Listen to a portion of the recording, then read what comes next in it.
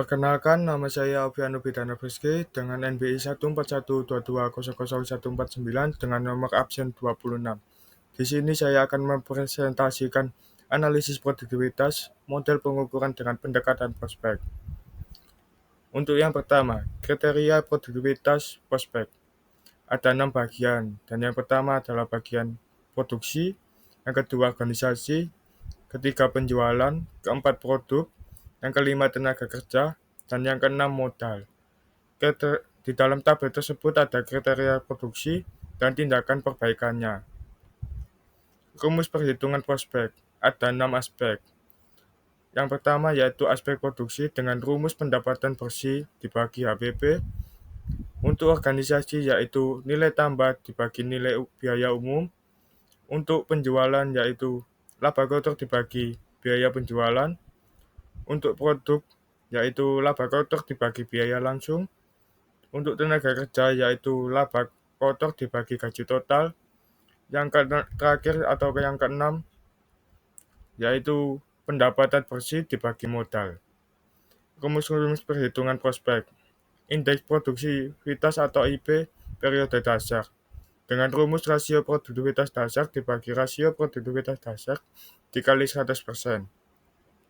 Dan indeks produktivitas atau IP periode saat ini dengan rumus rasio produktivitas saat ini dibagi rasio produktivitas dasar dikali 100%.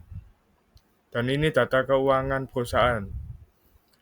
Di sini saya mengambil 14 bulan dikarenakan saya absen genap dari bulan Januari sampai bulan Februari. Terdapat 6 aspek yaitu aspek produksi, organisasi, penjualan, produk, tenaga kerja, dan modal. Di sini saya mengambil salah satu yaitu aspek produksi. Dan ini data rasio produktivitas produksi dari bulan Januari sampai bulan Februari. Terdapat pendapatan bersih dan HPP-nya. Untuk hasil perhitungan nilai produktivitas produksi di bulan Januari misalnya, pendapatan bersih 4.321 dengan HPP 7.415. Rasio produktivitasnya adalah 0,58. Dan ini grafik rasio produktivitas produksi. Rasio produktivitas produksi tertinggi adalah 1,35 di bulan Juni. Rasio produktivitas terendah adalah 0,58 di bulan Januari. Rasio produktivitas produksi tengah-tengah adalah 1,25. Indeks aspek produktivitas produksi ada 14 bulan yaitu dari bulan Januari sampai Februari, dan ini adalah tabel ada rasio produktivitas dan indeks produktivitas dan hasilnya. Dan ini grafik indeks aspek produktivitas produksi. Indeks produktivitas atau IP periode tertinggi adalah 2,37 di bulan Juni. Indeks produktivitas atau IP periode terendah adalah 1,00 di bulan Januari. Indeks produktivitas atau IP produksi tengah-tengah adalah 2,15. Rata-rata rasio produktivitas seluruh aspek. Hasil perhitungan rata-rata produktivitas seluruh aspek terdapat dalam tabel berikut. Untuk aspek produksi dengan rata-rata rasio produktivitas yaitu 1,20, untuk organisasi 1,94, untuk produk 0,54, untuk penjualan 2,93, untuk tenaga kerja 0,05, dan untuk modal 0,40.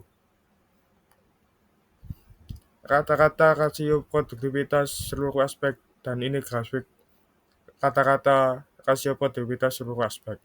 Rata-rata rasio produktivitas keseluruhan aspek tertinggi adalah penjualan dengan 2,93. Rata-rata rasio produktivitas keseluruhan aspek terendah adalah tenaga kerja dengan 0,05. Rata-rata rasio produktivitas keseluruhan aspek tengah-tengah adalah 0,87. Dan ini untuk peningkatan perbaikan produktivitas. Kata-kata rasio produktivitas keseluruhan aspek yang terendah adalah 0,5, yaitu tenaga kerja. Dengan demikian, beberapa upaya yang dapat dilakukan untuk meningkatkan produktivitas aspek tenaga kerja adalah sebagai berikut. Dan ini tindakannya. Yang pertama, pendidikan dan pelatihan. Yang kedua, perencanaan sistem kerja. Yang ketiga, gaji yang sesuai. Yang keempat, motivasi. Yang kelima, lingkungan kerja. Dan untuk kesimpulannya yaitu aspek penjualan memiliki produktivitas tertinggi dengan rata-rata rasio 2,93 menunjukkan efisiensi yang baik dalam menghasilkan pendapatan dari biaya penjualan. Untuk aspek organisasi menempati posisi kedua dengan rasio 1,94 mencerminkan pengelolaan internal yang cukup efektif. Untuk produktivitas produksi masih tergolong cukup dengan rasio 1,20, namun perlu peningkatan efisiensi biaya dan proses. Produktivitas produk dan modal menunjukkan kinerja yang rendah dengan rasio 0,54 dan 0,40, menandakan belum optimalnya pemanfaatan bahan dan investasi. Untuk produktivitas tenaga kerja yang paling rendah 0,05 mengidentifikasikan kontribusi tenaga kerja terhadap output masih sangat minim dan membutuhkan perhatian khusus melalui pelatihan, motivasi, dan perbaikan sistem kerja. Terima kasih. Sekian dari saya.